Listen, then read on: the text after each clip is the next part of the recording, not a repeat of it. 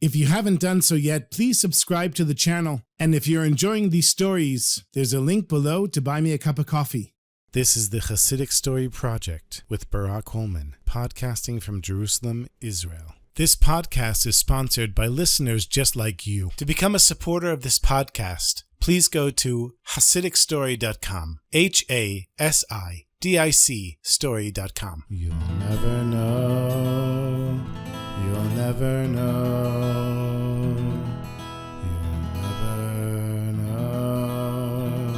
You'll never know. Shalom Aleichem, my sweetest friends. Shalom Aleichem, another week of Chassidic stories. This week I have two stories for you. The first one takes place in the time of the Alter Rebbe, Rabbi Shneir Zalman of Liadi, the first Rebbe of Chabad known as the Alter Rebbe, who lived from 1745 to 1812. And he walked in the footsteps of the Baal Shem Tov and the Maggid HaMezrich, and along with being a great scholar and having Ruach HaKodesh, divine inspiration, the Rebbe was also known to be able to do miracles, things beyond nature. Now, since the Rebbe was on such a high spiritual level, the Chassidim tried not to bother the Rebbe with mundane matters, not with business problems or health concerns or the ordinary troubles of life. They would do their best to take care of these things themselves. They came to the Rebbe with questions on how to serve Hashem, how to daven better, questions regarding studying Torah, and only when they had no other choice would they bring their earthly problems to the Alter Rebbe. But sometimes they had no other choice. In one year, the spring rains did not come. In the farming villages around Liozne, where the Alter Rebbe lived and taught,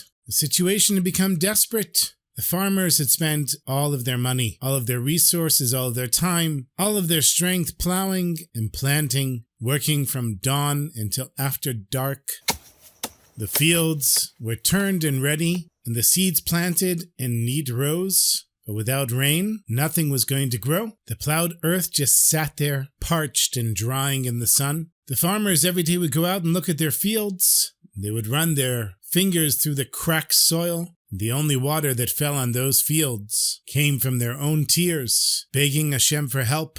They tried everything, davening, fasting, giving more tzedakah, more davening, more maasim tovim, more good deeds. They gathered in their small synagogues and recited Tehillim together all day. They gave whatever they had left to the poor. The women lit extra candles for Shabbos. The men studied through the night. But the skies remained clear and pale without a cloud to be seen. And there were thousands of people who were going to suffer. Jewish families, of course, but also the Gentile farmers and their families. Children go hungry. Widows and orphans would starve. An entire region faced catastrophe. And all of the Jewish farmers got together in one of the villages. And they said, we have no choice. We have to go to the Rebbe. So they chose 5 of the elder farmers, all of them Chassidim of the Alter Rebbe, to make the journey to Liozne. And the next day they traveled through the same dry landscape, past field after field of dry parched earth, until they reached the house of the Alter Rebbe. And the next day they were standing in his study. It was a simple room filled with books, volumes of Talmud and Kabbalah and Chassidus. And the Rebbe sat behind a table, and he was looking out the window at something that apparently only he could see, because when the farmers looked out, all they saw was the blue sky.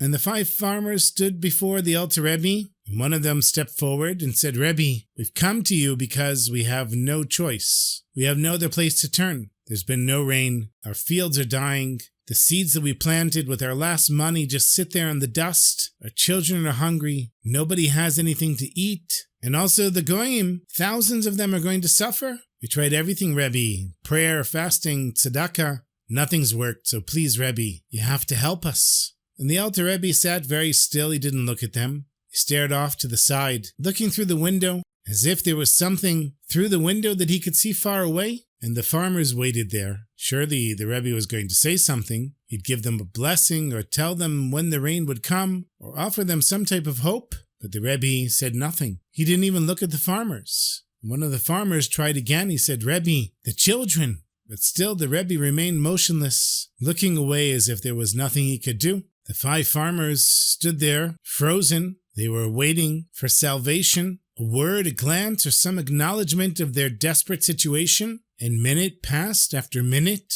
and the silence in the room became unbearable. And finally, one of the farmers began to back out slowly towards the door, and the others followed. They walked out backwards, as one does when leaving royalty, not wanting to turn their backs on the tzaddik even now. And once outside, they closed the door behind them, and then they broke down. All 5 of them stood in the hallway and wept, deep, heavy sobs. They were helpless. Even Hashem, it seemed, didn't want to help them. What were they going to tell their families? How would they go back to their villages? There was nothing left. And it just so happened that 3 young men were sitting in a nearby room learning Talmud together with great intensity. And one of them was Menachem Mendel, the Alter Rebbe's grandson, who was a young man at the time, but later he would become the 3rd Rebbe of Chabad, known as the Tzemach Tzedek.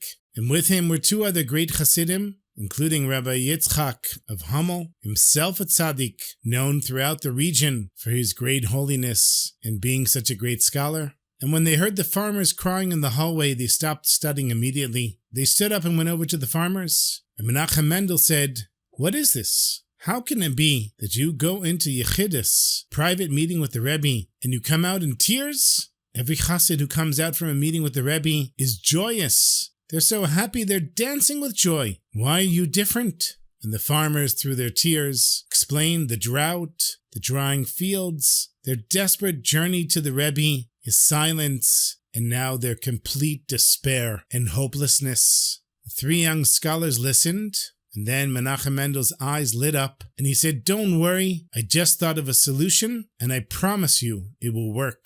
The farmers didn't know what to say. They knew that the Alter Rebbe's grandson was a great scholar, but they were in the room with the Rebbe, and the Rebbe couldn't do anything. What was the grandson going to do that the grandfather couldn't? And then Menachem Mendel turned to one of the other young Chassidim who had been given the honor of serving as the Rebbe's assistant that evening. He was a simple but devoted Chassid whose job was just to manage the schedule and let people into the Yechidus with the Rebbe. And Menachem Mendel goes over to him and he says, "My friend, the 3 of us are a Beit Din, a rabbinical court, and we are commanding you to follow our orders. Do you understand? We're commanding you." And this simple chassid, who had never been so close to these great young scholars, was awestruck and trembling. In his eyes, these were the greatest giants of Torah outside of the Rebbe himself. And he nodded his head, agreeing just because he was so intimidated to be in their presence. Menachem Mendel wrote something on a piece of paper, folded it, and handed it to the assistant.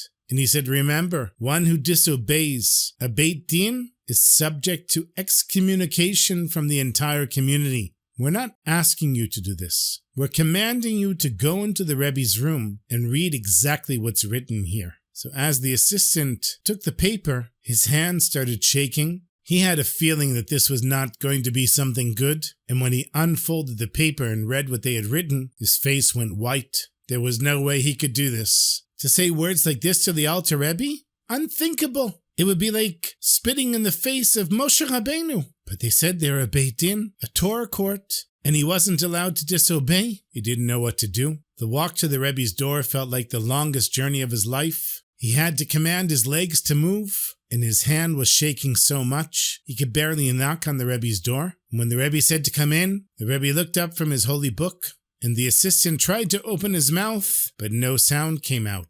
Then he tried again, and finally he said, "Rebbe, I've been commanded by a Beit Din, your grandson Menachem Mendel, and Rebbe Yitzchak and another chassid to read something to you. They said if I don't do it, I could be punished." He just kept his eyes focused on the paper, too afraid to look at the Alter Rebbe's face, and his hands were shaking. He could hardly read the words, and then he cleared his throat.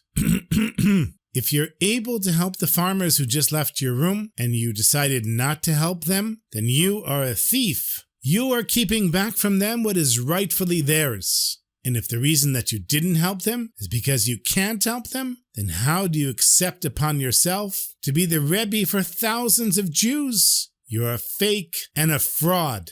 And those words just hung in the air. The assistant wanted to crawl under the rug and disappear, but he stood there frozen, and the Alter Rebbe slowly folded his arms on the table and lowered his head to rest it on his arms, and the assistant waited there terrified. It felt like an eternity, and suddenly a cold wind rattled the window.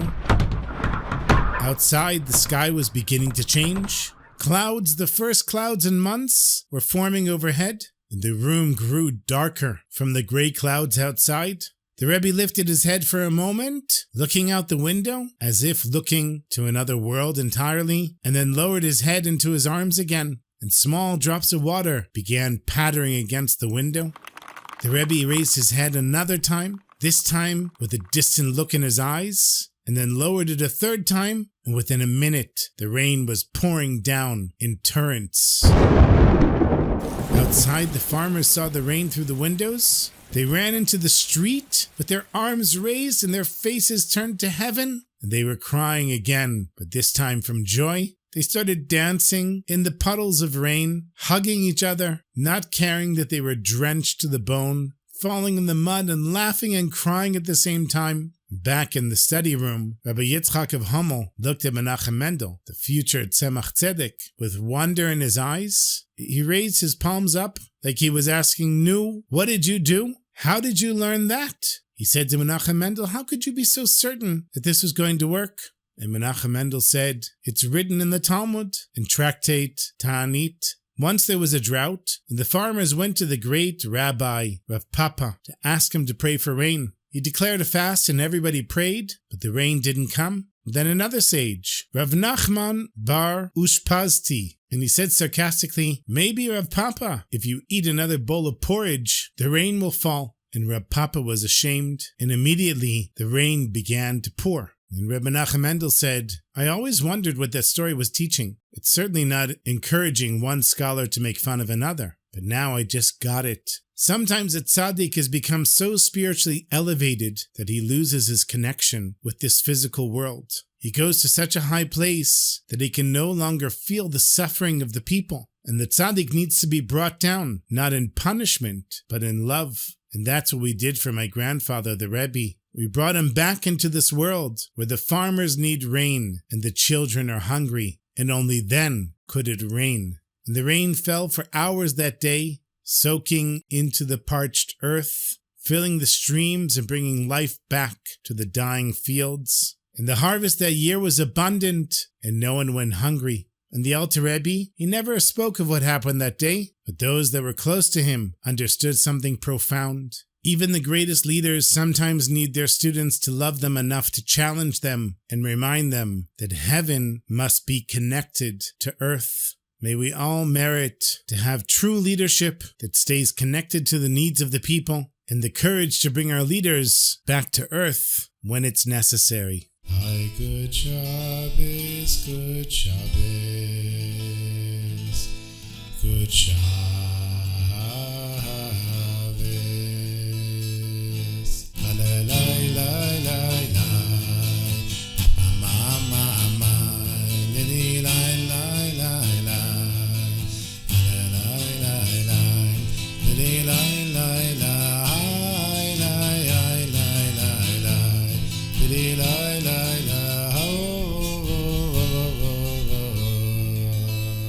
I have another story for you. Rabbi Yisachar Ber of Rodachitz, who lived from 1765 to 1843, was a great tzaddik and Rebbe who lived in Poland. He was a student of the Sir Lublin and the Maggid of Koznitz, and was known as the Saba Kadisha, the Holy Elder. And he did everything in his power to help the Jewish people, lifting them up from their troubles and suffering. And Rodashitz was the home of several thousand Jews. They had synagogues, they had a community, they had their businesses and their families, but they were missing something so basic and so essential that every Jewish community needs. They had no Jewish cemetery. So what this meant was, when a Jew died, and of course death comes to every community, the bereaved family was faced with an impossible journey. They had to hire a carriage and travel for 2 full hours to the nearest town that had a Jewish cemetery. And you know, Jews tried to bury their loved ones as quickly as possible because the soul suffers when the body has died, but the soul can't go up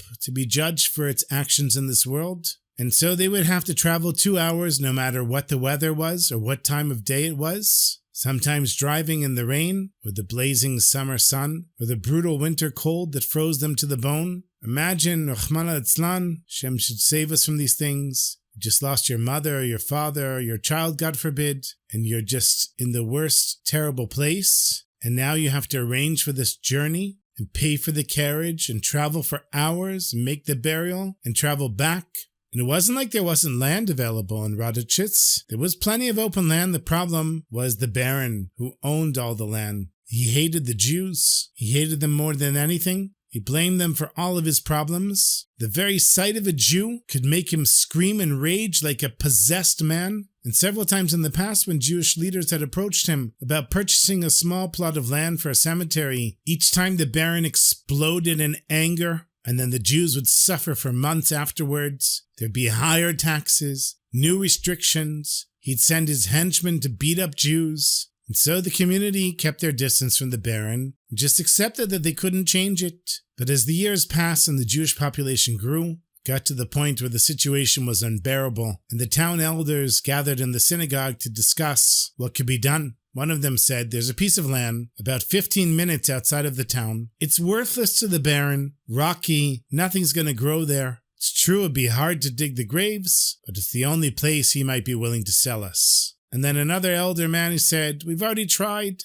We offered him good money, and he just started screaming at us like a madman that he didn't want any Jews on his land, dead or alive. And the only thing he wanted from the Jews was their tax money, and then he raised our taxes." So they sat there in silence, feeling the weight of their helplessness. There was no one to help them and no one to turn to. And then finally, one of the oldest of the eldest said, "We have no choice. We have to go to the Rebbe." And just like with the Alter Rebbe, they understood what this meant. You don't just go to Tzaddik like the Rebbe with everyday problems. You prepared yourself as if you're going to the Holy of Holies. And for the next 24 hours, they prepared. They went to the mikveh. They gave tzedakah. They learned extra Torah. They said Tehillim. They made themselves into worthy vessels of standing in front of the tzaddik.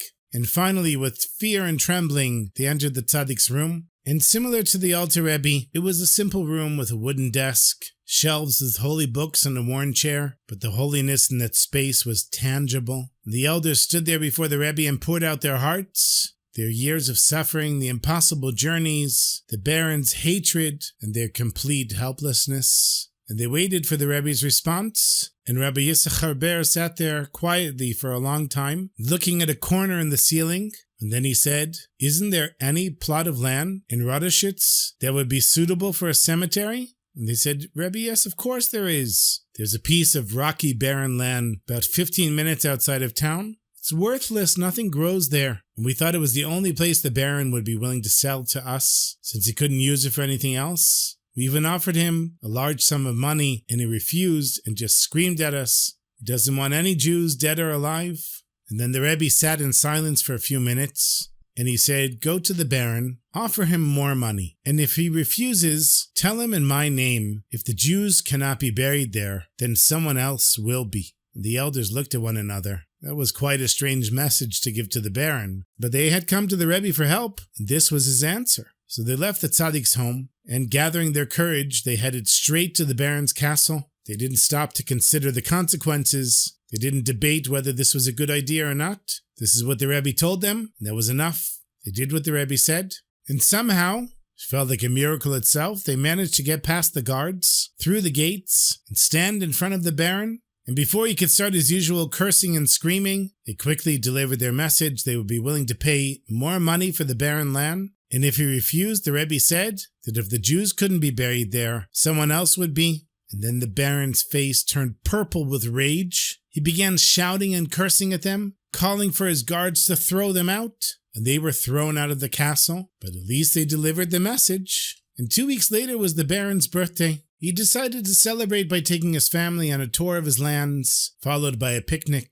And it was a beautiful summer day with perfect weather. He and his wife and his 4 children, dressed in their finest clothes, climbed into his enormous royal carriage, pulled by 4 magnificent white horses. The coachman cracked his whip, and off they went, rolling through the countryside. It was a perfect day. The Baron and his family looked out to the fields and the forests, occasionally stopping by a river under a tree, and the local farmers came out and waved at the passing carriage, probably more out of fear than love, but it just added to the Baron's sense of power and satisfaction. Everything was going great, and then the Baron had an idea. "Let's go see that rocky plot of land that the Jews want. They're so desperate. I want to show it to my family. Show them what I'm driving the Jews crazy with." And the coachman turned the horses towards the barren land. The ride grew bumpy and rough as they left the main road, but that just added to the adventure. The children were laughing as they bounced up and down in their seats, but suddenly the carriage began to slow, and the Baron called out, "What's happening?" And the coachman said, "I'm sorry, sir, I don't know." He was shouting at the horses, cracking his whip, but the horses couldn't move. He said, "Sir, we seem to be stuck." The Baron opened the carriage window and stuck his head out, and he said, "What do you mean stuck?" He said, "There's some mud here, sir. The horses, they're up to their knees in it, and I can't get them to move." The coachman climbed down from his seat, and what looked like a shallow puddle in the road turned out to be much deeper than he thought. And then he realized that his feet were starting to sink. "Sir," he called out, "don't get out the ground, it's not solid." But the Baron had already opened the door and stepped out. He wanted to take his family out of the carriage and bring them to safety, but as soon as his feet touched the ground, he felt himself sinking as well. It took all of his strength to pull himself back into the carriage, and the coachman barely managed to climb back onto his seat. His boots sucked off by the mud, and then the coachman started shouting, "Help! Help!" He had a trumpet that he kept for emergencies, and he blew it with all of his might. And the farmers working in the nearby fields heard the call and came running, but as soon as they approached, they saw something that made them stop in their tracks. The puddle was growing. It wasn't their imagination. The water and the mud were spreading outwards from the carriage, creating a wider and wider circle. And by the time the first farmers reached the edge, they couldn't get close enough to help. So somebody shouted, "Bring ropes!" And the farmers ran to their homes and returned with ropes, thinking they could throw them as a lifeline. But by the time they got back, the muddy water had spread even further, and the ropes couldn't reach. So somebody brought wooden planks, and they just sank into the mud as if the ground had turned into liquid. And now the carriage wheels were now half sunk and going steadily down. And inside the carriage, the Baron's wife and children were screaming. The Baron had his head stuck out the window, alternating between cursing the crowd for their usefulness and trying to figure out how to get his family onto the roof. After 30 minutes of this, he realized that they had no choice. He told his family, "Climb up, get onto the roof." And one by one, with great difficulty, he helped his wife and children climb out through the window up onto the roof of the slowly sinking carriage. And then he climbed up himself, and they sat there on the roof, the water rising around them, only with a few feet of the carriage still visible above the surface. The Baroness was weeping and the children were crying, and the crowd stood there powerless to help them. And then finally somebody in the crowd shouted, "Should we get the rabbi, the Jewish rabbi?" And the Baron said no, he would never ask a Jew for help. But then he heard his wife crying and saw his children terrified. And he said, yes, good idea. Run with all your might and bring the rabbi." It took half an hour for the farmers to reach the town, find the rabbi, bring him back. And by the time they returned, the carriage was just about to completely sink under the water. The Baron and his family were sitting on the roof when Rabbi Yisachar Ber came to the edge of the growing circle of mud.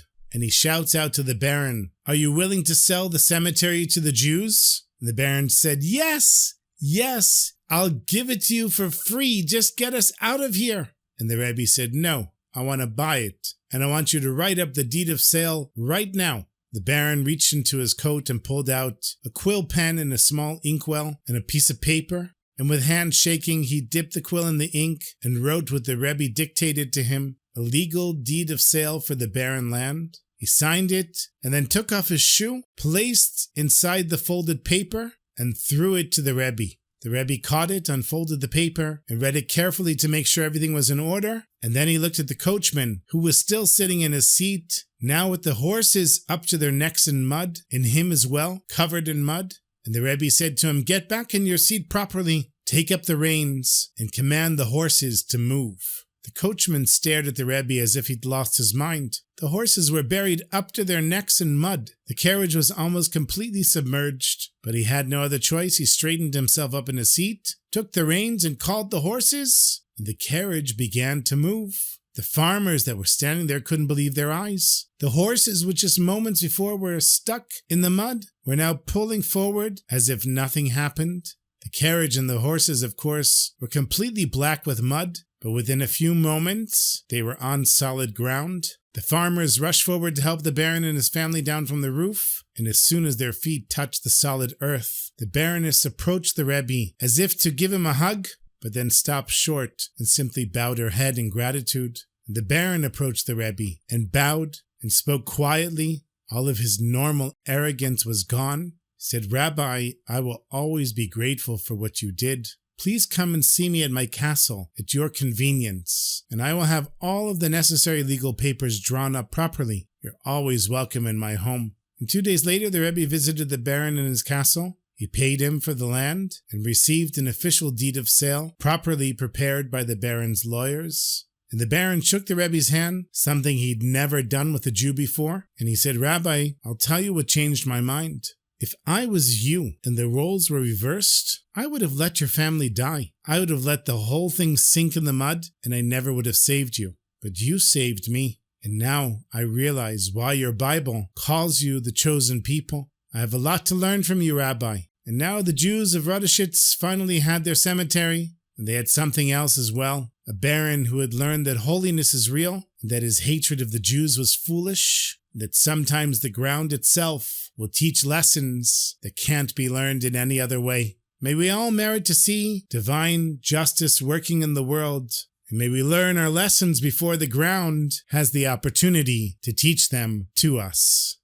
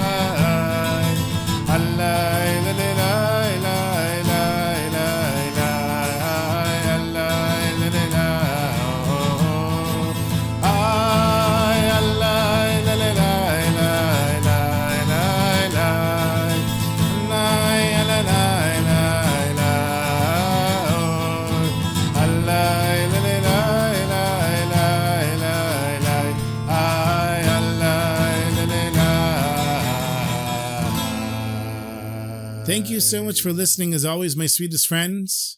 Thank you to all the supporters of the podcast, all of the listeners, every single one of you. I hope you have a beautiful Shabbos and a beautiful week. And until next week, my sweetest friends, take care of yourselves and sei gesund.